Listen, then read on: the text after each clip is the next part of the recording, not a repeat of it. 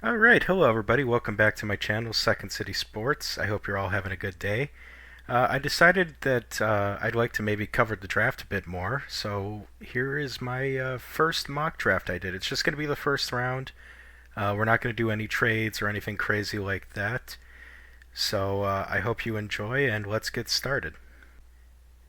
So with the first overall pick in the 2025 NHL entry draft, I believe the New York Islanders will select Matthew Schaefer.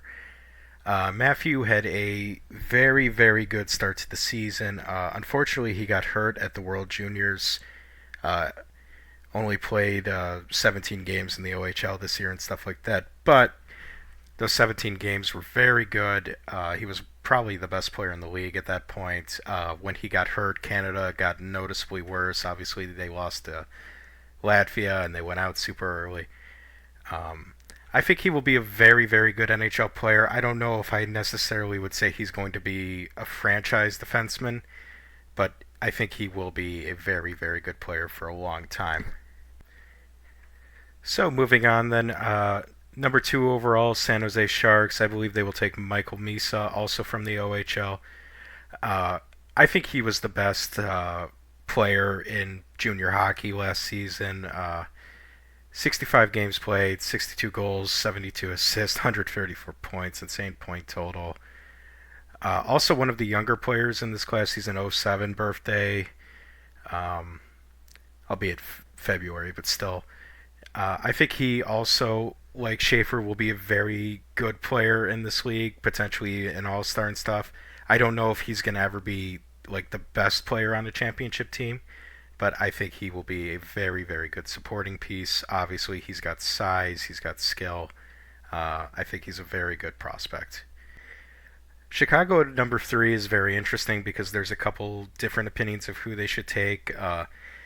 Some say that Caleb Desnoyers should be the pick. Others think it should be Anton Frundell. Some are saying Hagens. I personally believe the best pick for this situation is Porter Martone from the Brampton Steelheads, also of the OHL. This is a very good year for the OHL. I think they're going to have a lot of picks in the top five and the top 10. Um, he is a big forward who's very skilled. He almost plays more like a smaller winger. Like he's a smaller winger in a big body, which I think is a very nice build. I could definitely see him becoming more physical as he progresses through the levels. I think he's going to play in the NCAA next season. Um, so that side of his game needs to improve. His skating needs to improve a little bit, but I think just the playmaking skill set is already there. The goal scoring is there. Um, and I think he will be a very nice piece to play alongside Connor Bedard potentially in the future. So Utah at four is very interesting. I have them taking Victor Eklund in this mock. I'm not sure if that's the most realistic scenario, but it makes the most sense to me, and I'll explain why in a minute. I could definitely see Utah also just trading out of this spot. So we'll see on draft day if that happens. But I think Victor Eklund makes sense above guys like Desnoyers and Frondell here. In my opinion, you already have two very good centers. You have Logan Cooley, you have Barrett Hayden. I know they have to get Hayden signed long term, but he seems like he wants to stick around. Um, so why not add Victor Eklund, who's a little bit of a different kind of player than they have? I think Eklund is just, he seems like the kind of guy who's going to be a pure goal scorer, and I don't really think they have that. I think Keller is more of a playmaker. Cooley's obviously more of a playmaker. Hayden's like a physical player. Maybe Dylan Gunther could be that guy for them. Obviously, they have a bunch of young talent. There's some names I'm just not mentioning as well that I'm kind of forgetting. But I think Eklund makes a lot of sense for them. Again, I'm not sure if they would actually go in that direction, but if I was the GM and I wanted to stay at this pick, I would probably take Victor Eklund. So moving on, we have Nashville with the fifth overall pick here. I believe they will go with James Hagens. Uh, I think getting Hagens at five is an absolute steal for Nashville. Uh, Coming into this season, he was probably the consensus number one. He didn't put up insane stats at Boston College. Still was point per game. Like he wasn't bad or anything, but I think just other prospects just kind of leapfrogged him. This isn't the strongest draft class anyway, but I think Hagen's at 5 would be a phenomenal pick for Nashville. I think he would be potentially a number one center for them in a couple of seasons, so I think they would be celebrating that pick. With the 6th overall pick, I believe that the Philadelphia Flyers will select Caleb Desnoyers from the Monton Wildcats of the QMJHL. I probably said that wrong. My bad, Montcon fans. But anyway, Caleb, obviously the main thing that sticks out about him is his size, 6'2", 172 pounds. So he's still pretty light, honestly. He might have bulked up. The heights and weights I got from Elite Prospects, so they might be updated later. But anyway, Caleb, to me, he is a higher floor but lower ceiling kind of guy. That might just be my opinion. I think he could be a very good second line center in the future, but I don't really ever see him being like a top line player unless you have like stars to surround him and he can kind of just play defense and be physical and stuff like that. Playing in the QMJHL is also a bit of a knock on him. I think he's going to be staying with the Wildcats next season. They named him their captain. So take that as you will. Not my favorite prospect in this draft, but I definitely think he could be a good player for Philadelphia in the future. So at number 7, we have the Boston Bruins. I believe they will go with Roger McQueen. Obviously, McQueen got hurt super early in the season. Same kind of like Matthew Schaefer, only played 17 games, but again, looked good in those 17 games. I believe he's gotten a clean bill of health at the combine, so he's good to go in that matter. 6'5", 192. He just seems like a Boston Bruin to me.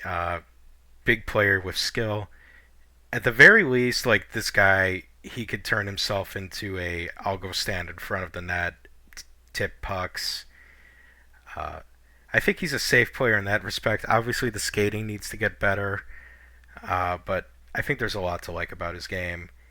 He's definitely a guy that you're banking on his potential, so a bit of a risky pick, but I think he could pay out dividends for the Bruins in the future. All right, next up we have the Seattle Kraken, and I believe they will take Radim Murtka from the Seattle Thunderbirds. 6'6", 216, that's his main selling point. Obviously, he's a right shot defenseman as well. Those are pretty hard to find. 3 goals, 32 assists. So, not the most offensive defenseman in the world, but his size, he's a pretty good skater as well. I could see him being like a very good top 4 defenseman, maybe even a top pair defenseman at some point. And I think he makes a lot of sense for Seattle. Obviously, they already have guys like Shane Wright, Matty Beniers, and Berkeley Cadden. So I think Murka makes sense to help improve that decor a little bit. The Buffalo Sabres picked 9th in this draft, and I have them going with Jake O'Brien from the Brantford Bulldogs. 66 assists in 66 games. The kid is a true playmaker. He's 6'2", 170, so he does need to put on a little bit of weight, but the height is good. I see him as a guy who could play on their power play eventually. Again, just a pure playmaker. Obviously, Buffalo is a mess. They traded away Dylan Cousins this year. It'll be interesting to see what other moves they make. There's rumors about Owen Power at the moment, as well as JJ Peterka. I can't say his name correctly.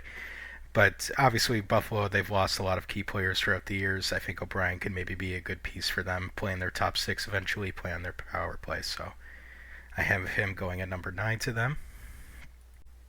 Finishing out the top 10, we have the Anaheim Ducks, and I have them taking Anton Frondel. Frondel could definitely go higher than this spot, but the thing with Frondel is he's kind of the equivalent of Magic Beans. Like, he's either going to pay off a ton, or I think he might even bust. So he's a bit of a risky player. I saw a chart where out of like 100, he scored only like a 10 in transition and stuff. But he's got a very good shot. He's not a terrible defender. Obviously, playing in Sweden, they have the bigger rink over there. That could have something to do with his transition game not being so good. Um, he's played against men. That's a plus. So definitely, I think a case of boom or bust here. But I think Anaheim is the type of team that would take him in the spot if he was available. And again, he could definitely go earlier than this. Next up is the Pittsburgh Penguins with the 11th overall pick. I have them taking Carter Bear. Obviously, Carter Bear, he had a very serious injury, but everything I've seen says that he's recovering pretty well from it. So obviously there is an injury concern there, but I think if it wasn't for that injury, he would be a definite top 10, maybe could even find his way into a top 5 pick in this draft. Uh, just a very good overall player. I think Pittsburgh would be lucky to get him here. I think Pittsburgh, too, in my opinion, they should be building for their future instead of trying to save the team they currently have. And I think Carter Bear could be a piece for the next generation of Pittsburgh Penguins. So that's why I have him going here. So now we move on to pick number 12, New York Rangers. I have them keeping the pick. I have them selecting Jackson Smith, a left-handed defenseman from the WHL in this spot. I was talking with the prospect Don, who's a great account. He's on Twitter, YouTube, all the other stuff. And he said that he thinks Jackson Smith is the player that the Blackhawks thought they were drafting with Kevin Korchinski. And I kind of agree with that. I still am in the camp that Korch will be a very good player in the NHL at some point. But his development has kind of taken a hit the last couple of years. Jackson Smith, playmaking defenseman. I think the Rangers could use that, and I think he's just going to be a good all-around player for them. So let's move on to pick number 13, the Detroit Red Wings. I have them taking Malcolm Spence.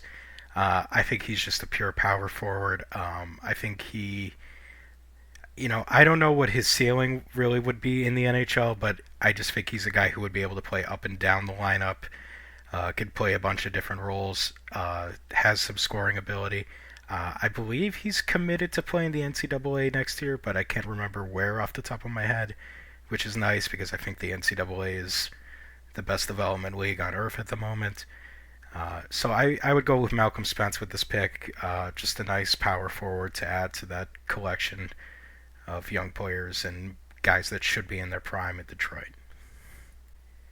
So at 14 overall, for the Columbus Blue Jackets, I'm going to go with Brady Martin, a center for the Sioux Greyhounds.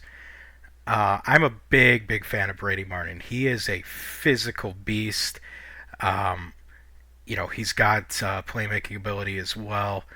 I think he's going to be a beast in the NHL. I would be, if I was a Columbus fan, I would be super happy if they got him with this pick. Obviously, stuff he has to work on, but I think he could be a real player for them in the NHL. Just another really good young piece, another good young center. So I take him. So moving on to 15th overall, we have the Vancouver Canucks, and I have them taking Lyndon Lakovich from the WHL.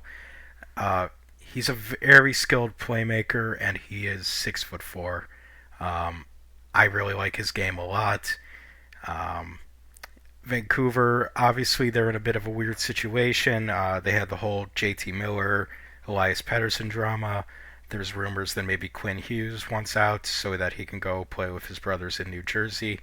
I think Lakovich could just be a nice, safe pick for them in this spot, and I think he could play a role for them in the future. So right now, Montreal has both the 16th and 17th picks in the draft. So I don't think they would keep both of them, but because we're doing no trades in this mock draft, I'm just going to pick for both teams here. So I believe with the 17th pick, they would take Braden Coots, and with the 17th pick, they would take Logan Hensler. Brendan Coots, he's a terrific forechecker, energy kind of player. I think he would do well in Montreal. I think that's something that they need more of. I think they would really like Brady Martin if he would slip to them, but I think Coots is like the next best option to fill that role. And I decided to go with Logan Hensler. He's a right shot defenseman, super mobile defenseman, plays a two-way game. Not a player that really takes risk, but he's still like a dynamic passer and stuff like that. So I think if they got both of those players, they would be very happy. Like I said, I doubt that they keep both of these picks, but you never know. So moving on. Next up is the Calgary Flames. They get this pick from the New Jersey Devils. I have them taking Benjamin Kindell. So he gets to stay in Calgary as he plays for the Calgary Hitmen of the WHL. Terrific playmaker. He's a bit undersized, but the playmaking is terrific, like I just said. WHL, in my opinion, is the toughest out of all of the CHL leagues. He had a very good draft plus or draft minus one season. Sorry, I always get that backwards. And then this year he was even better. He also did very well in the WHL playoffs for the Hitmen, so I think he's a very good pick at the spot for Calgary. Next up, we have the St. Louis Blues with the 19th overall pick. I have them taking Kashan Aitchison from the Barrie Colts here, defenseman. The reason I have them taking him is I think he's the best defenseman left on the board at this point, and their D-core is getting a bit older. He's got offensive ability, he's big, he can skate, and I think he will just be a good all-around defenseman in the NHL someday. So now we move on to the Columbus Blue Jackets, and I have them taking Blake Fiddler with the 20th pick in this draft. Fiddler, he is a right shot defenseman, and he is a big boy, 6'4", 209. He's not the most remarkable player in the world, but again, I think he could just be a very solid NHL piece for a team. And with this draft, there's not really a ton of spectacular talents outside of the top bits. I think he's a safe player. I think he's a guy who will be like a very decent NHL player at some point. Next up with the 21st pick, we have the Ottawa Senators, and I have them going with Cole Rescheni. I probably just butchered that. I apologize. Anyway, Ottawa, they might forfeit this pick. They might I think they're keeping it, though. So, Rescheni, he's a terrific playmaker, great skater. Also has a bit of a two-way game. Again, he is a bit of an undersized winger. But again, it's kind of the same case with Kindell. Playing in the WHL, it's the toughest of all the Canadian hockey leagues. I think that means he can handle it at the next level. Obviously, only time will tell, but I think he could be a dynamic player if Ottawa decides to keep this pick. Next up, with the 22nd pick, I have the Philadelphia Flyers selecting Joshua Ravensburg, our first goalie to go in this class. Ravensburg, obviously the first thing that jumps out, he's 6'5". Obviously, NHL teams, they like to draft big goalies whenever possible. Flyers have a hole at goaltender. I think Ravensburg could fill it. Obviously, there are other goalies in this draft that are very good. There's the guy from London. There's Enderov. There's a couple others. Ivanikic. I'm sorry if I know I'm butchering these names, but yeah, I think Ravensburg could definitely go in the spot. If there is going to be a goalie that goes in the first round, I think it will be him. So with the next pick, pick 23, we're almost done. I have the Nashville Predators selecting Justin Carboneo from the QMJHL. He's a dynamic skater and a puck handler. Very flashy player, but he's willing to do some of the dirty things as well. I think he could just be a very good NHL player, potentially even a top 6 kind of guy. And I think that's kind of the best of what you can hope for at this point. Obviously, again, playing in the Q right now, so the stats could be a little inflated, but I think he will be a solid player in the future. Next up is the LA Kings at pick 24. I have them taking Bill Zonin of the QMJHL yet again. I think he's a bit of a power forward. I think he could be a really good player in the future. I haven't watched a ton of him, but he's got 55 assists, so he has some playmaking abilities. Um, I just think again, obviously the Kings, Anze Kopitar, he's getting a bit older. Adrian Kempe is going to become a free agent this offseason. Drew Doughty also getting a bit up there in age. They might be looking at their future, and I think Zonin is a guy who could be a good all-around player for them in their next generation. Next up is the Chicago Blackhawks, picking it again, number 25 here. I have them selecting Jack Nesbitt. I know that might be a bit of a reach, but I think he gives them what they need. Their system lacks a little bit of size at the moment. I think Nesbitt obviously has that. He's 6'4", 183. But I also think he's just a good all-around player. He was 64 points in 65 games in the OHL this season. Physical player. I think he had, yeah, I'm looking at it right now. He had 74 penalty minutes, so not afraid to get a little scrappy. I think he could be like a nice little piece. Obviously, the Blackhawks, they have a lot of high-end talent. I have them adding Mark Tone in this draft, so I think getting kind of a grindier player makes sense here. Next up, we have the Nashville Predators. I have them taking Cameron Reed here, who is a left shot defenseman. The main reason I took him here, I think he's the best defenseman still on the board. He is a bit undersized. I like my defenseman a little bit bigger, but he is a talented player. I had them take a winger and a center already, and I think they need help everywhere, so why not take a defenseman in this spot? Yeah. Next up, we have the Washington Capitals. I have them selecting Sasha Boumediene. Again, sorry if I say these names wrong. I'm not a language expert. But anyway, played in Boston University this year. His stats weren't all that impressive, but at the U18 World Championships, he was probably the best player, arguably. Played amazingly well for Sweden. I could definitely see him as a first-round pick. I think Washington could use a young defender.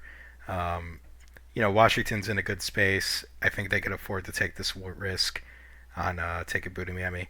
Obviously, again, playing in the NCAA, the stats were that impressive, but it's also a very tough league, especially for someone as young as he was playing in it. So I think he could be a massive improver next season.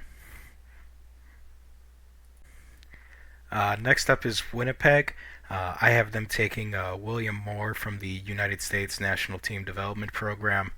Obviously, the National Team Development Program was not that good this season. However, William Moore was very good.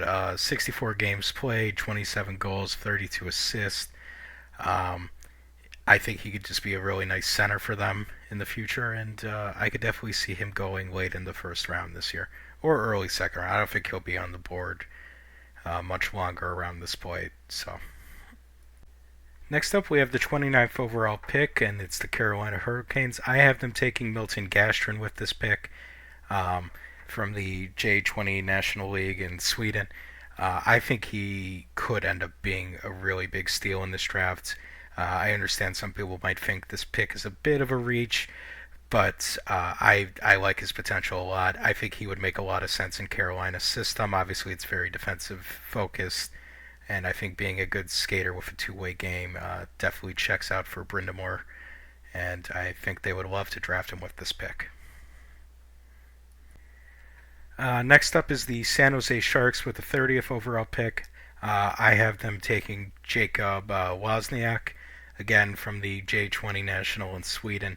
I think he could be a really dynamic forward for them. Obviously, they have Celebrini, Will Smith. I have them taking Michael Misa in this mock. I think he would just be another terrific forward. Kind of a bigger guy, can go for pucks and stuff like that. I think he makes a lot of sense for the Sharks to draft this late in the first round, and I think he could be a very good value pick here. Okay, with the 31st pick, we're going to say that the Florida Panthers lose the Stanley Cup final because Edmonton is currently up 1-0 when I record this, so Calgary has this pick. I'm going to go with Jack Murtaugh here. Uh, he's kind of a bit like William Moore. Obviously, National Team Development Program, not very good this year, but he was one of the standout players on it. Um, I think again he could just be a nice player for them in the future. I don't think he's going to be a star or anything like that in the NHL, but middle six, maybe top six kind of player. Okay, and with the final pick in the first round of this draft, we have the Philadelphia Flyers. I'm going to go with Vaclav Nestrasil here. I could also see them taking Ivan Ryabkin with this pick just so that they could give Michkov a buddy, but I like Nestrasil a bit more. Um, 6'5", 190, has tons and tons of skill. Uh, the main problem is you're not sure if he's going to be able to put everything together at the NHL level or if it's going to work out. He's kind of had a weird career, but he's very much boom or bust. If he booms, though, he could be a huge pickup for Philly. And with that, we have come to the end of this mock draft. I just want to say thank you if you managed to listen to this whole thing. Um, if you like the video, leave a like, share it with your friends. If you disagree with any of my picks or you agree with them, leave some comments. Let me know what you guys think. Uh, Subscribe to my channel if you want to see more. I want to do more draft content. I'm even thinking about maybe live streaming the draft if I could figure out how to set it up and stuff.